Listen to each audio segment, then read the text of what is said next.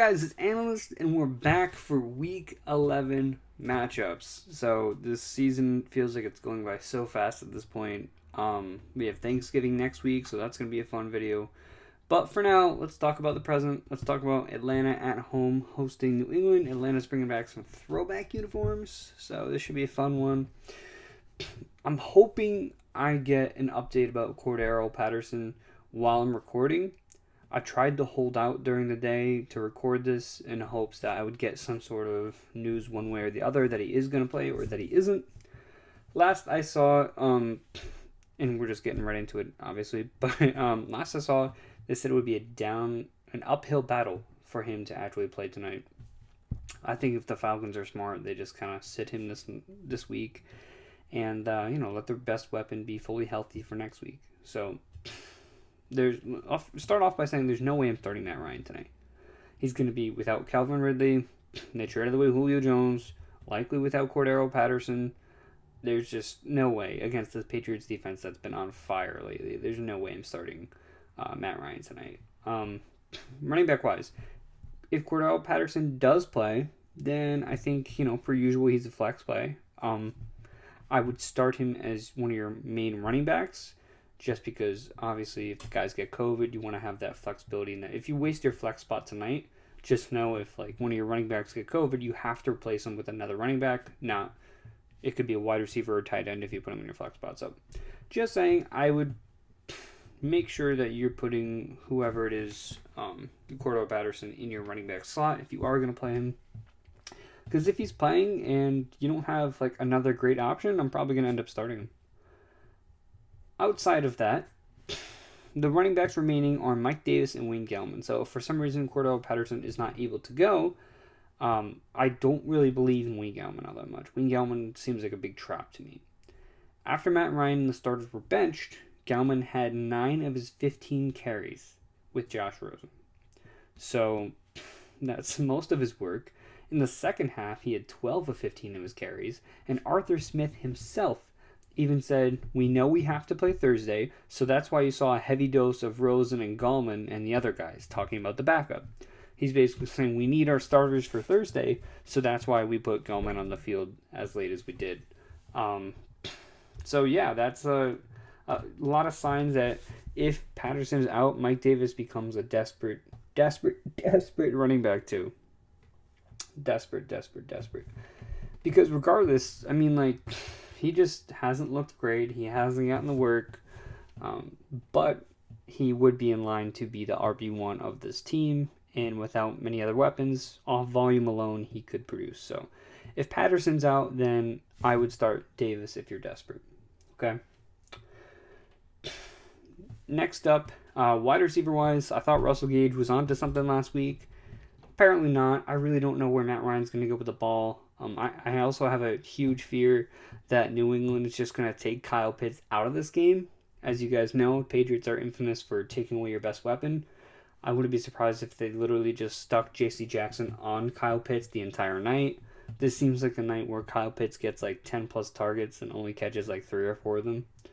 But, it's also prime time, so there could be a lot of other things happening. But yeah, I'm a little weary against Kyle Pitts. I'm definitely not going to sit him, but just know the concern is there. And as far as the wide receivers, Russell Gage, again, I feel like Olamide Zacchaeus, just don't do it.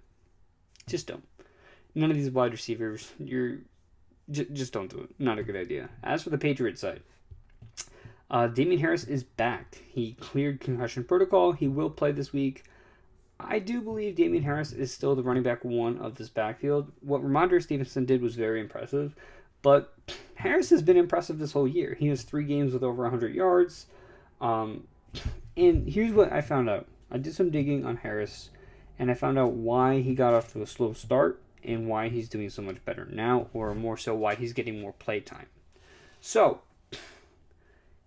in weeks 1 through 4, Damien Harris had a 40.2 PFF pass blocking grade, which is very bad. He was not a great pass catcher with whatever opportunities he got in that time. In that span, he had 8.2 points per game. So Damien Harris, he was very bad at pass blocking, and he was averaging under 10 points per game in those first 4 weeks. From weeks 5 to week 9, which is when the last time Damien Harris played, he has an average of 78.9 PFF pass blocking grade. He's getting a lot more pass blocking opportunities, and he's doing a lot better with them. In that span, he's averaging 15.4 points per game. Ramandra Stevenson has a total of 5 pass blocking snaps in 6 games.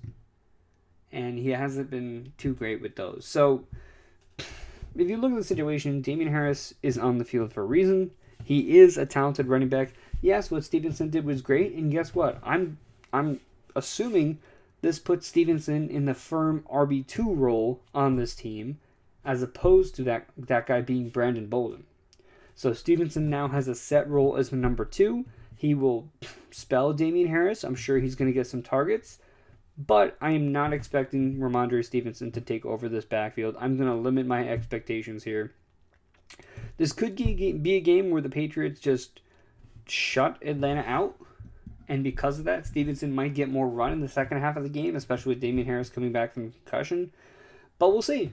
We'll see. I think this is still Damien Harris's backfield. I think he's set for a great game tonight. I would really try to lower my expectations with Stevenson.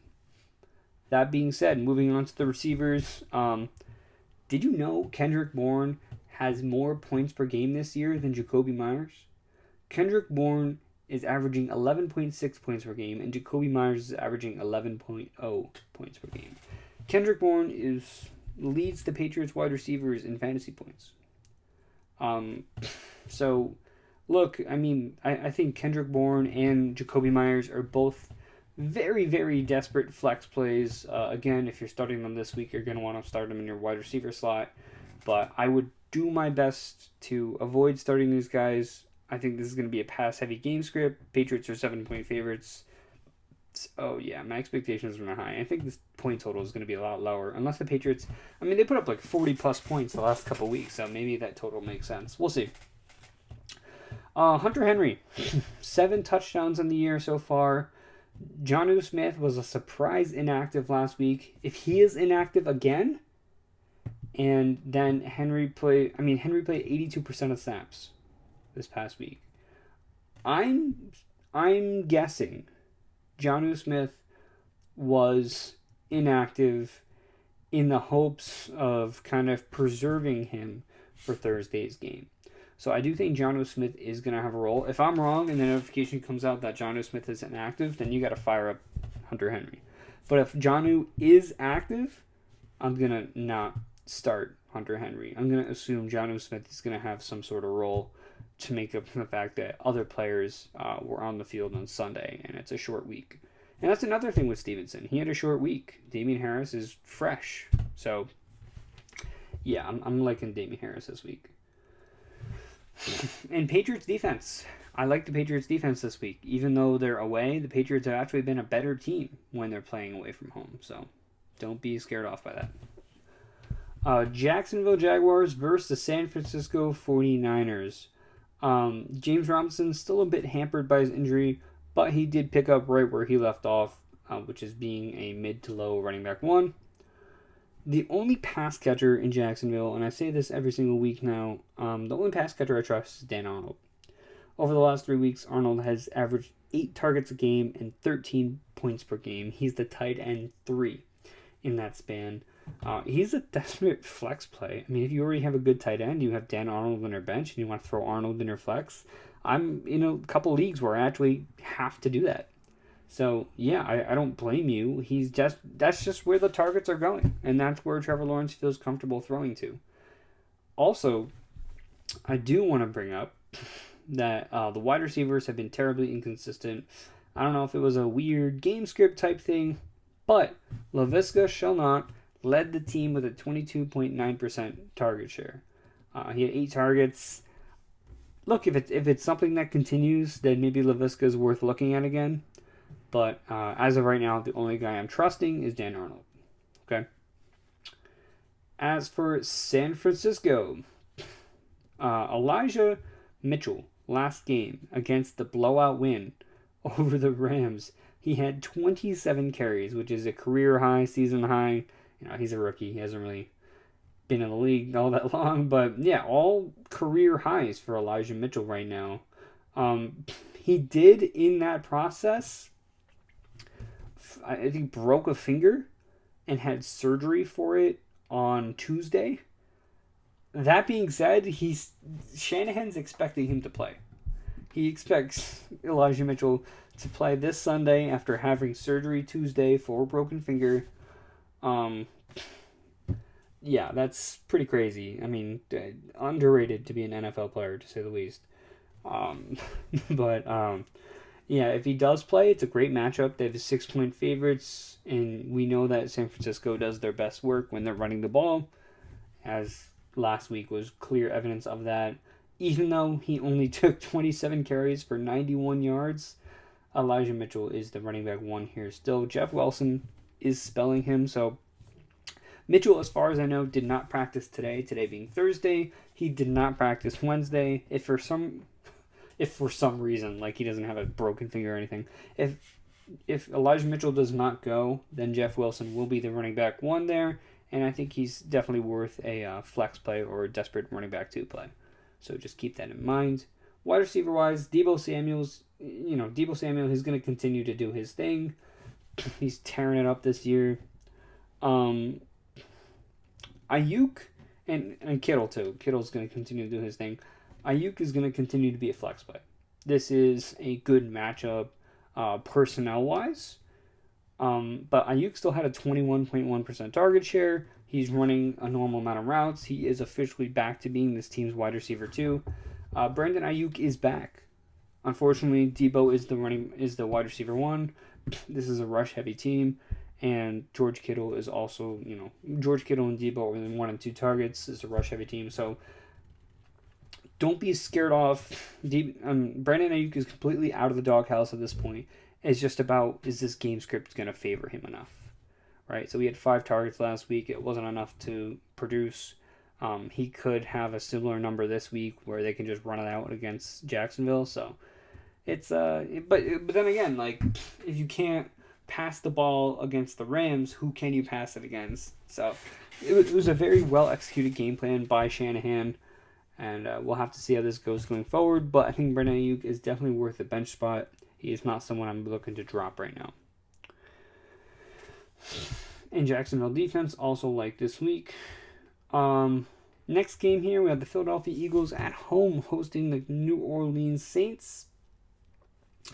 So the Eagles lately have really just become more of a run-heavy team, but it's working for them. They believe they've won their last 2 games, and I think they're going to keep going with that. Miles Sanders, he is practicing. He's expected to play, but given the success of other running backs in Philadelphia with Boston Scott and Jordan Howard, given the tough matchup, New Orleans Saints being one of the best defenses against running backs this year, and it being his first game off injury, I'm probably going to stay away from Miles Sanders in this one. And it's 1-point favorite. That's not a guarantee. So, yeah, I'm going to stay away from Miles Sanders. Wide receiver-wise, Devonta Smith, he's looked great these last couple weeks. I believe he's PFF's top-graded rookie wide receiver this year, above Jamar Chase, which is nuts. But he's got a tough matchup this week against Marshawn Lattimore. Can he overcome that? He's been producing a lot on little volume. If they really try to run heavy, it's going to hurt him. So I'm going to lower my expectations for Devonta Smith this week, but I'm likely still starting him as my flex play. Dallas Goddard, he has a concussion, and he was listed as a non-participant on Wednesday. Right now, he's still expected to play, but it's a situation to monitor, as I think Dallas Goddard does have the best matchup in this game. As for the Saints, still rolling with Trevor Siemian. Taysom Hill, he hasn't practiced the last couple of days. Alvin Kamara, he practiced on Wednesday, and then he was downgraded today, Thursday, to a DNP, which is a did not practice. I'm a little worried about Alvin Kamara. It looks like Mark Ingram, if you have him, if you held on to him like you should have, then Mark Ingram's going to be used again this week.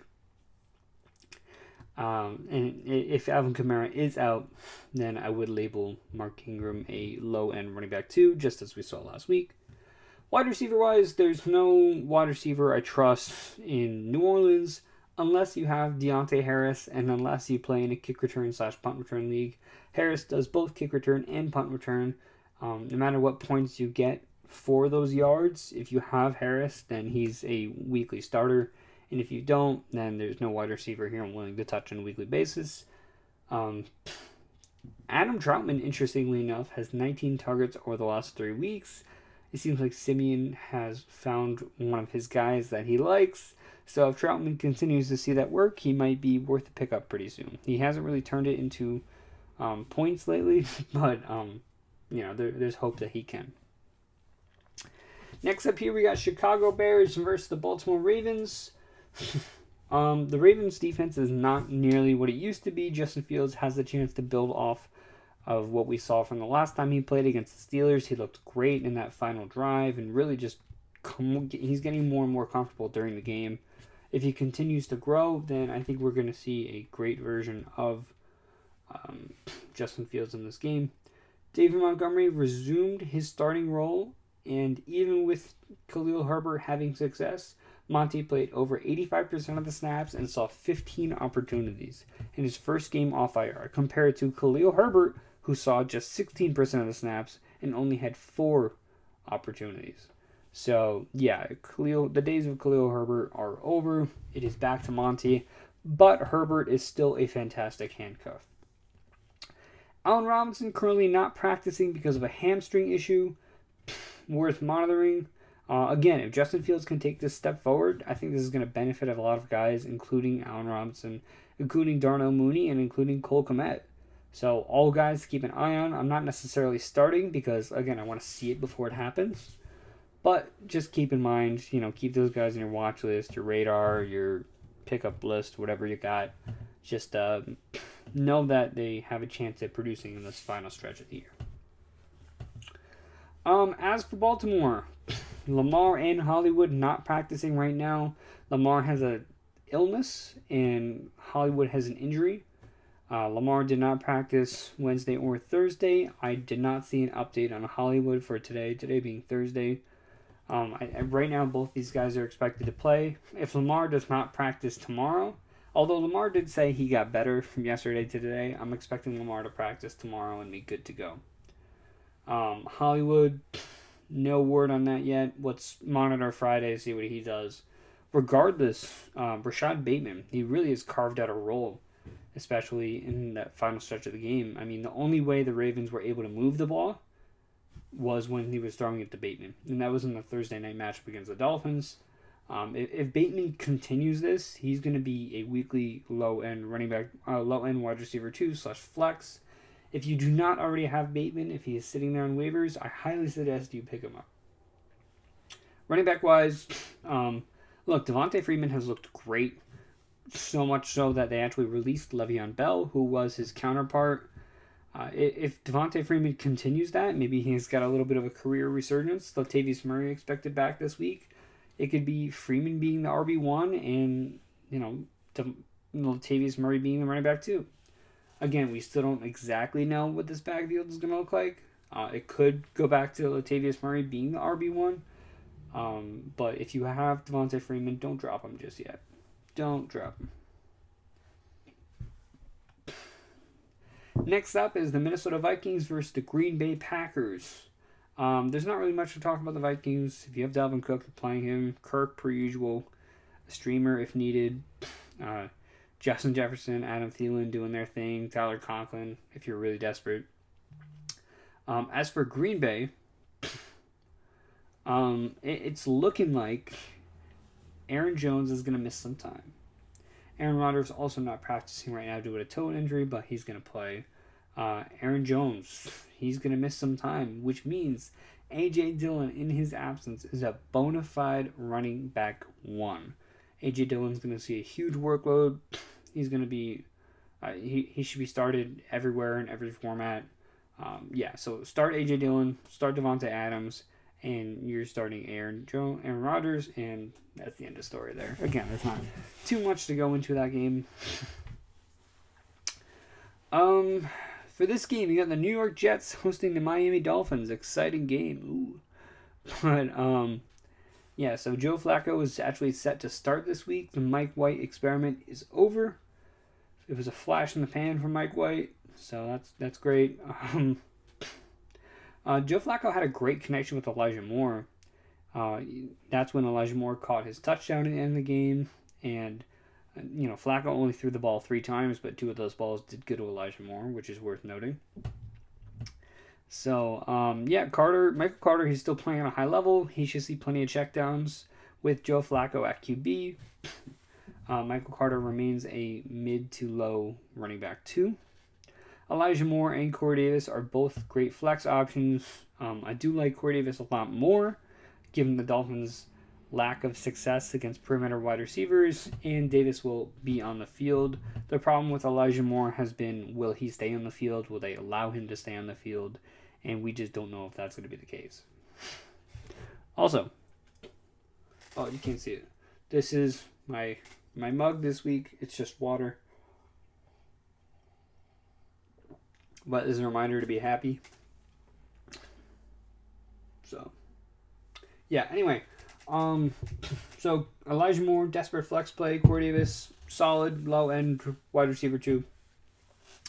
Let's move on to Miami. So Miami, Tua is expected to start after he played the second half of last week. Good news for Gaskin. If you're a Gaskin owner, this is the week. I told you guys time again, the odd and even weeks. Gaskin last week, an even week, he did not perform. This week, it is an odd week. He's got the worst defense in the NFL in a very long time that I've seen against running backs. I mean, they literally allowed a touchdown to Devin Singletary, Zach Moss, and Matt Breida last week. This Jets defense just cannot stop any running backs whatsoever. You are starting Myles Gaskin this week. Confidently. He should have 15, 20 points this game. If he does not, then nothing makes sense anymore, because this is the only thing. Like, Myles Gaskin is so inconsistent that he's consistent. He so consistently only does stuff on odd weeks. This is the best matchup in the entire NFL. Myles Gaskin should do work this week. That being said, Waddle and Gesicki should also bounce back in this game as well, especially with Tua playing the whole game. It's really tough to see Gesicki get 7 targets and not get a single catch. Just kind of heartbreaking there. So, yeah, and I do like the Miami defense this week as well.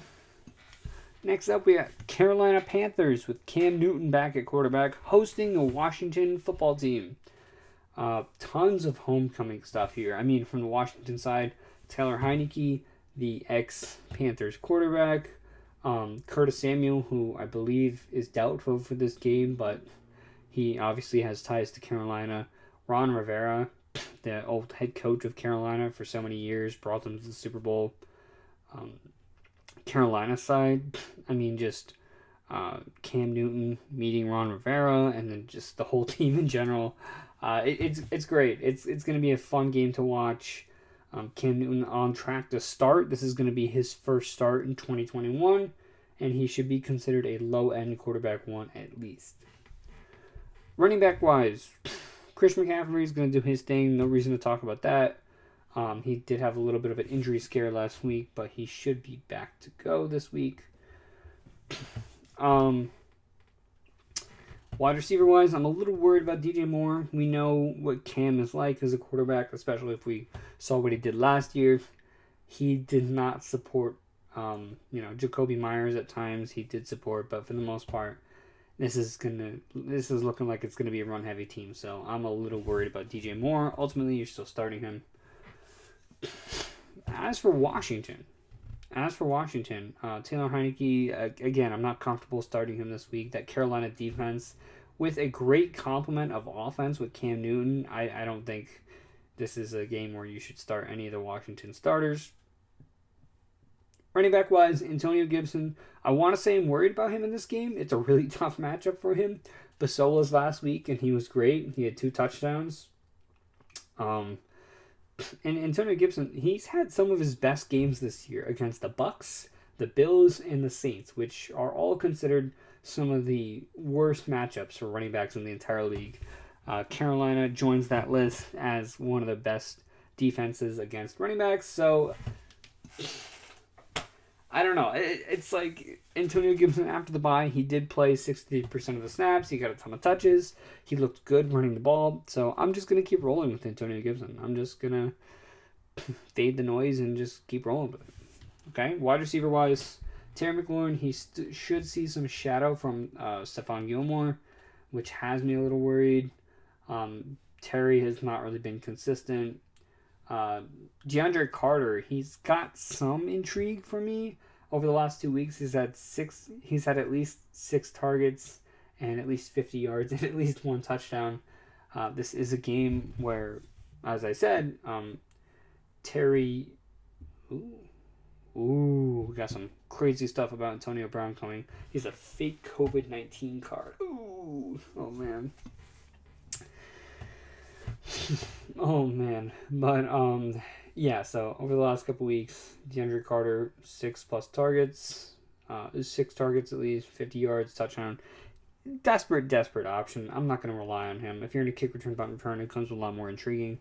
What does help this is that Logan Thomas is not ready to return. Ricky Seals-Jones did not practice Wednesday, so we'll see. We'll see. I'm not overly confident in Michael Carter at all, or DeAndre Carter. Sorry. Next game, we got Tennessee Titans at home hosting the Houston Texans. This is a Deonta Foreman revenge game. So the Tennessee running back, he was signed from the practice squad. He led the team in snaps, 35%. He had the most carries with 11, and he had 2 targets compared to McNichols with 3. McNichols right now is dealing with a concussion. He did not practice Wednesday or Thursday. It's looking like McNichols is going to miss this week. Which means it's a Deonta Foreman revenge game against Houston, the team that drafted him, the team that dropped him. A lot of people believe that Foreman could have been their franchise running back. Then he had a terrible Achilles injury, but he's back and he looks great. And he looks like he might be a force this week. So he's a desperate start for me. I'm expecting A.J. Brown to bounce back after a down week as well. There is still no Julio Jones. So Julio Jones is on IR. He's going to be out for a little bit. A.J. Brown, a bit of a down week.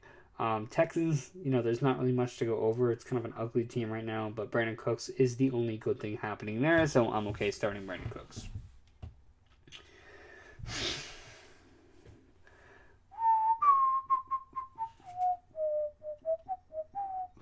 Next up, we got Cleveland Browns hosting the Detroit Lions. Nick Chubb right now is on track to return from the COVID list. He's got a great matchup, so if you're a Nick Chubb owner, you're really hoping he plays this week. It's also a good matchup and if Nick Chubb doesn't play, then Dearness Johnson is an easy start per usual. For these wide receivers, Donovan Peoples-Jones, Jarvis Landry, I want to put these guys in my lineup, but I just don't feel comfortable. Baker just can't get him the ball. Baker's just not performing well at all. He's just dumping it off. And I feel like a big part of that is because he's dealing with so many different injuries. And, that's one thing. But he's really holding the team back right now. If I was the Browns, I would put Baker on IR. Let him get healthier over the next 3 weeks. Put Case Keenum in. This is a game that they should come out of with a win. And Case Keenum's capable. Case Keenum is capable enough to get them through the next couple weeks. Maybe turn out 1 or 2 wins. And then after that point, Baker will be healthy enough to give him a playoff push. But I just don't like the way they're handling the Baker situation. And I feel like that, a large part of that is Baker himself not wanting to sit and feeling like he's okay enough to be in this game. And if this is a Baker playing bad type thing, then that's a whole nother story. But Baker should be able to get the ball into the hands of Jarvis Landry, into the hands of Donovan Peoples-Jones. It's just not happening. For the Detroit side, Jared Goff. Jared Goff is not practicing right now. So, is that a downgrade? I don't know. But Deandra Swift, the people we do care about in this offense are Deandra Swift and T.J. Hawkinson. Deandra Swift had a shoulder injury, but he was limited in practice after seeing career-high 36 touches this past week. Before this week, Swift really hasn't seen 15 carries. The highest carries that Swift saw before this week were 14. And the fact that he had 33 carries last game, I don't know, little flimsy there. But regardless, he should see a ton of volume. Jamal Williams also back at practice, which is good news. Monrossi Brown becomes an interesting name to watch. Since week 4, he's had an average of 6.8 targets per game and 11.1 points per game. So Amon-Ra is someone that I'm continuing to keep an eye on. A lot of rookie wide receivers in the second half of their rookie year tend to pick it up, and this could be that time for Amon-Ra St. Brown. TJ Hawkinson could bounce back from his worst fantasy week, it seems like forever. He had 1 target, which he did not catch, and that was it. In their closest game of the year, this is a tie game. This is essentially 4 full quarters and an extra 10 minutes, and he only had 1 target. Absolutely inexcusable, but he's still TJ Hawkinson, so hopefully there's better weeks ahead. Next up here is Buffalo Bills versus Indianapolis Colts. For a while, this looked like Zach Moss's backfield, but now it's not very clear. It seems like Matt Breida got some work last week. And it wasn't like end of the game when they were winning. It was like beginning of the game, awkwardly. So we'll have to see how this turns out. Diggs had a flash from the past of last year. Diggs had a 46.4% target share, which took away a lot of opportunities from the other guys. This should be a closer game. Relatively high point total, so I think Dawson Knox and Emmanuel Sanders will get back on track as well. For the Indianapolis side, Jonathan Taylor is not only owning that backfield, but he's turning into the ultimate workhorse. He led all running backs on his team with an 84% target share, which is the highest I've seen from Jonathan Taylor. And he also led the team with a 23.5% target share. He led the team in targets. That is not something Jonathan Taylor is known for, but he is the ultimate workhorse, and you are not sitting him in any environment whatsoever. Okay? Best way to attack Buffalo is on the perimeter. I've been talking about Taron Johnson in the slot every single week for like the last 3 or 4 weeks, and it stayed true that whoever he's facing in the slot just cannot have a good game. So, I'm going to stick with outside receivers, that being Michael Pittman. And, so I think Pittman has a good chance to bounce back here. Next up, we have the Las Vegas Raiders hosting the Cincinnati Bengals. Derek Carr, per usual, desperate streamer type option. I'm sure there's better options out there. Running back wise, Josh Jacobs coming off a decent week. Not a great week. Should continue. These are two, like Las Vegas and Cincinnati are so unknown and how good they actually are. At times they've looked like a playoff team, and at times they just haven't looked great. Like Cincinnati lost their last 2 weeks before the bye, so who knows exactly how good they actually are. I'm comfortable enough starting Jacobs this week. Wide receiver wise, receiver in general, you're starting Hunter Renfrow. He's continues to be that weekly flex play. Darren Waller, he should bounce back soon as well. Bryan Edwards, he had a bit of a breakout game last week. If that continues, then watch out. He could have a good final stretch. I'm not putting too much into that right now. I'm not starting him, but I am stashing him. For Cincinnati, you know how it goes. Joe Burrow, I think he could bounce back in this matchup. Joe Mixon, they're 1-point favorites, but Vegas does not have a great run defense, so I do like Joe Mixon this week. Jamar Chase, T. Higgins, both starts. Tyler Boyd, not so much of a Tyler Boyd game unless they're going to be losing, or unless T. Higgins or Jamar Chase gets hurt. CJ Uzomah, again, desperate tight end play here. Dallas, Kansas City, in what should be the highest scoring game of the week. Patrick Mahomes looked like he was back last week. He had over 400 yards, 5 passing touchdowns. We'll see. We'll see if that was real. He's got a tough matchup ahead. The Dallas defense is not kidding. So I do like Patrick Mahomes this week. As for the running backs, Clyde Edwards looks like he's going to play this week, but I am going to take every precaution here. I'm not going to start Clyde Edwards-Helaire. Darrell Williams has looked good. Edwards has not. Edwards is coming off IR. I'm just going to stay away from that situation. Tyreek Hill, Travis Kelce, you guys already know the deal with that. Dallas. I mean, I like this game for Dak Prescott. I like this game for Zeke. I'm really starting to like CeeDee Lamb more and more. Now that Michael Gallup is back, CeeDee Lamb has moved back into the slot, and that's why he had such a big game last week. I think this is going to continue, and this is going to be a trend the rest of the season. CeeDee Lamb is going to finish as a top five wide receiver.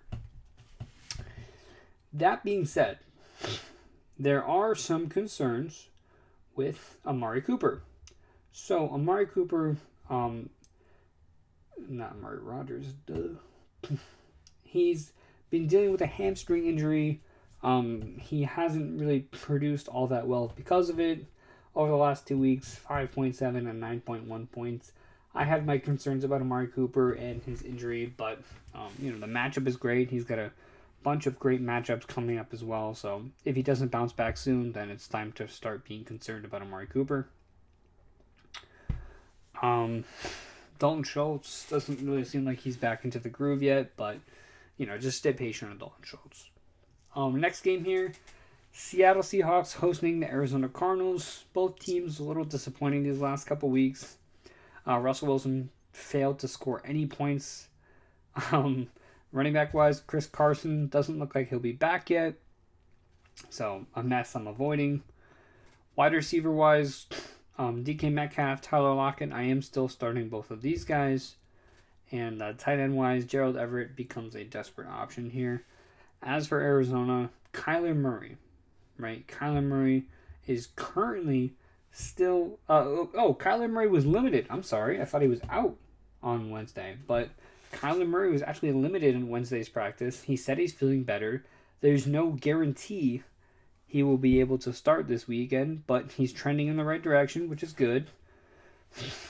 Chase Edmonds still on IR, which means James Conner is going to keep doing his thing. Wide receiver wise. Hopkins, right? We're still worried about Deandra Hopkins. Well, he is still not practicing. He's still not practicing Wednesday, still not practicing Thursday. They're really letting Deandra Hopkins just kind of get healthy with his hamstring. And I think that's the best thing for the Cardinals. I think we need to let Kyler Murray, we need to let Deandra Hopkins get as healthy as they can. Because if you really want this to be a playoff team, then they kind of have to, they have to be able to get to that point. If they keep throwing into the game while they're hurt, you're not going to get anywhere. So both these guys should still be sitting. We'll see the updates on that. And look, if Kyler Murray can't play, then it looks like it's going to be Chris Streveler in the game. Colt McCoy did get hurt, leading them to go to their third-string quarterback. It's becoming a bit of a mess in Arizona, but hopefully, guys are back on the field soon. 2 more games. The LA Chargers at home hosting the Pittsburgh Steelers. Not really much to go over with the Chargers. Justin Herbert, great start. Austin Eckler, great start. Keenan Allen, he's having his annual second half of the year boom. So Keenan Allen's really picking it up. He's a must start.